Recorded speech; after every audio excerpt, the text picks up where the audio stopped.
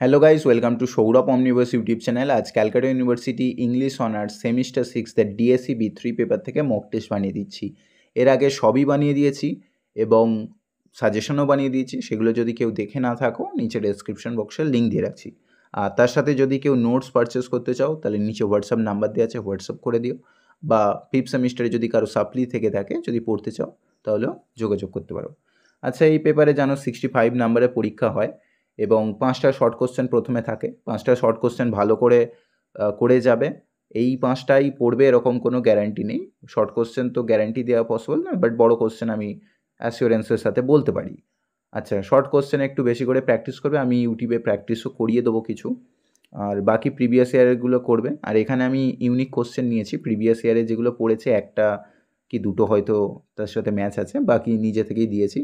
আচ্ছা, প্রথমত দিয়েছি why Gandhiji had stolen money, কেন গান্ধীজি চুরি করেছিলেন।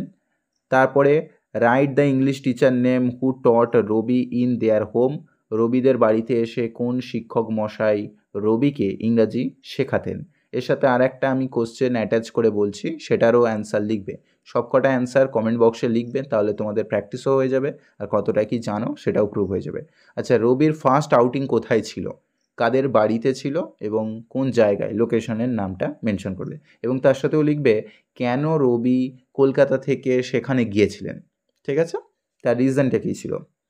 আচ্ছা, তারপরে ওয়াই বিনোদিনী দাসী কুইট থিয়েটার, বিনোদিনী দাসী কেন থিয়েটার কুইট করেছিলেন। এই ক্ষেত্রে কি, এই ক্ষেত্রে থিয়েটারের নামটা কি হওয়ার কথা ছিল, থিয়েটারের নামটা কি হয়েছিল এবং তার কার ওপরে রাগ হয়েছিল এবং কত এজেতে তিনি কুইট করেছিলেন, সমস্ত বিষয়গুলো কমেন্টে লিখবে। আর যখন এরকম কোশ্চেন আসবে, জাস্ট তার রিজনটা লিখে দেবে।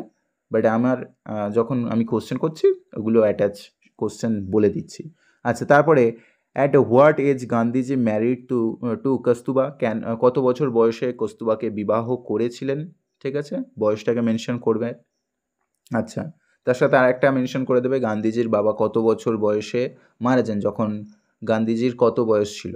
ঠিক আছে, যখন গান্ধীজি স্কুলে পড়েন, তো সেই সময় কত বয়স ছিল যখন গান্ধীজির বাবা মারা যাচ্ছেন।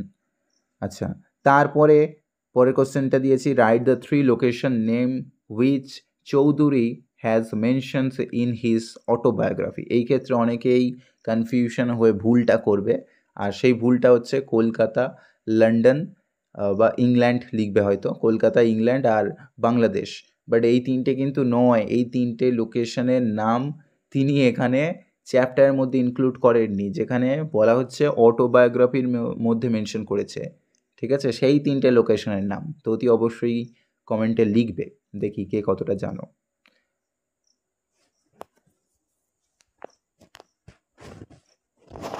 আচ্ছা, তারপর দেখো পরের আমাদের এক্সপেরিমেন্ট উইথ ট্রুথ থেকে দুটো কোশ্চেন দিয়েছি। আমি কোশ্চেনগুলোও সাথে সাথে রেখেছি যাতে বুঝতে পারো। আচ্ছা, is the title the story of my experiment with truth, এখানে বলা হয়েছে বাই গান্ধীজি অ্যাপ্রোপ্রিয়েট, যে এই টাইটেলটা কি যথাযথ। Answer on the basis of your syllabus, chapter যতগুলো আছে অর্থাৎ চ্যাপ্টার 8 পর্যন্ত, ফার্স্ট 8 চ্যাপ্টার, সেগুলোকে ইনক্লুড করেই বলতে হবে। আচ্ছা, তারপরে বলেছে would you consider গান্ধীজি's autobiography as an appropriate example of the genre, এটা প্রিভিয়াস ইয়ারে এসেছিল, substantiate with reference to my experiment with truth। ঠিক আছে, অর হিসেবে ওই জন্য দিয়ে দিয়েছি যাতে বুঝতে পারো। দুয়ের কোশ্চেন দিয়েছি যে what impressions of Gandhiji as a son do you form from your readings of the first 8 chapters of an autobiography or my experiment with truth, discuss। और হিসেবে দিয়েছি briefly discuss Gandhiji's mother discipline life and devotion towards religion, ধর্ম সম্পর্কে তার যে devotion সেই বিষয়টাকে মন্তব্য করতে বলা হয়েছে। আচ্ছা, তারপরে চলে যাচ্ছি আমাদের রবীন্দ্রনাথ ঠাকুরের মাই রেমিনিসেন্সেস থেকে। 1 নম্বর কোশ্চেন দিয়েছি examine Tagore's comment that my reminiscences is not his autobiography. ঠিক আছে, তার অটোবায়োগ্রাফি তিনি বলেননি, বরং কি বলেছেন, মেমোরি পিকচার্স বলেছেন। অর হিসেবে দিয়েছি Rabindranath calls his my reminiscences as memory pictures or not an autobiography, how is it proved from the first 15 chapters in my reminiscences, কীরকমভাবে প্রথম 15টা চ্যাপ্টার প্রমাণ করা হয়েছে সেই বিষয়টা বলতে বলা হয়েছে। ঠিক আছে, পরের কোশ্চেন দিয়েছি Tagore critically analyse the deficiencies of the education systems in colonial Bengal in my reminiscences discuss. Rabi ঠাকুরের সেই দুটো স্কুলের নাম কি ছিল সেটা কমেন্টে লিখবে, যে স্কুল দুটোতে তিনি পড়েছিলেন। স্কুল তিনটে স্কুল ছিল, তিনটে স্কুলেরই নাম মেনশন করবে। প্রথম দুটো বিদেশি স্কুল এবং তারপরে যে বাংলা স্কুলেতে পড়বেন সেই স্কুল তিনটের নাম মেনশন করবে। আচ্ছা, তারপরে অর্ক হিসেবে দিয়েছি what led to Rabindranath Tagore admitted to the oriental seminary. একটা স্কুল বলেই দেওয়া আছে অ্যান্ড নর্মাল স্কুল, দুটো স্কুল বলেই দেওয়া হলো, আর ওটা তো বাংলা একাডেমি, এমনি নাম বুঝেই গেছো।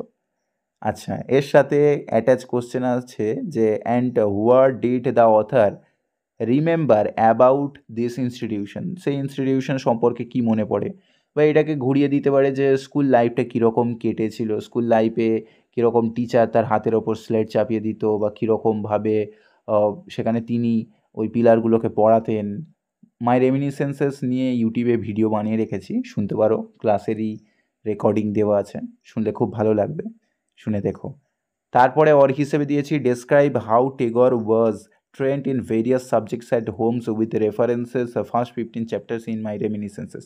বাড়িতেই সব পড়া শিখেছিলেন, ইভেন রবিবারের দিনগুলো কতটা কষ্টের যেত সেইগুলো শুনলে আমাদেরও অবাক লাগে যে রবি ঠাকুর একটা সময় এত কষ্টের মধ্যে পড়াশোনা করেছেন, তো সেই ব্যাপারটা। পরের কোশ্চেন দেখো, পরে যে কোশ্চেনটা দিয়েছি 1 নম্বর দিয়েছি comment on the conditions of women in late 19th century Bengal that we get from Binodini Dasi's my story. এখানে women কন্ডিশনকে বর্ণনা করতে বলেছে, যেখানে 19th সেঞ্চুরি বেঙ্গলি কন্টেম্পোরারি সোসাইটিতে womenদের যে অবস্থা ছিল সেগুলোকে বর্ণনা করতে বলেছে বিনোদিনী দাসী থেকে। অর্ক হিসেবে দিয়েছি Binodini Dasi's my story is a personal accounts of pain and betrayal. এটা প্রিভিয়াস ইয়ারে এসেছিল জানো। অর্ক হিসেবে দিয়েছি briefly discuss life and work of Binodini Dasi in আমার কথা অর মাই লাইফ। অর্ক হিসেবে দিয়েছি what does Binodini say about her childhood. এখানে যদি ফেমিনিস্ট আসে, feminist as the feminist document, একই কিন্তু ব্যাপার হবে, ঠিক আছে। আচ্ছা, আর একটা কোশ্চেন দিয়েছি what was the state of theatre in Bengal during Binodini Dasi's time. এখানে যে স্টেট থিয়েটারের নামগুলো মেনশন করা হয়েছে সেগুলো কীরকমভাবে ইম্প্যাক্ট করছিল তার সমসাময়িক যুগেতে। অর্ক হিসেবে দিয়েছি Binodini Dasi depicts in her autobiography my story and life as an actress the Bengali stage and theatre of her time, discuss with reference to your syllabus. Or হিসেবে what does Binodini say about Girish Chandra Ghosh as her teacher in your syllabus. কীরকম description দিয়েছেন গিরিশ ঘোষ সম্পর্কে সেটা বলতে বলা হয়েছে, ঠিক আছে। এখান থেকে আমি আরও দুটো শর্ট কোশ্চেন জিজ্ঞাসা করছি, কমেন্টে লিখবে। বিনোদিনী দাসীর বাড়িতে যিনি ভাড়া নিয়েছিলেন এবং যে বিনোদিনী দাসীকে এরকমভাবে গান বা নাচ শিখিয়েছিলেন এবং থিয়েটারেতে এন্টার করিয়েছিলেন তার নাম কি, এবং বিনোদিনী দাসীর প্রথম অভিনীত নাটকের নাম কি ছিল, এই দুটো কমেন্ট বক্সেতে লিখবে, ঠিক আছে। আচ্ছা, এরপরে চলে যাচ্ছি আমাদের পরের নিরাশী চৌধুরীর autobiography of an unknown India.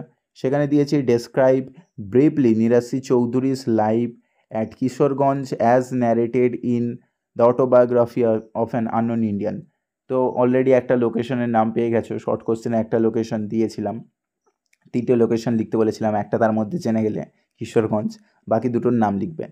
আচ্ছা, তারপরের কোশ্চেনটা দিয়েছি comment on Nirad C Chaudhuri's attitude towards England and the English as express in the first part of his autobiography the autobiography of an unknown Indian.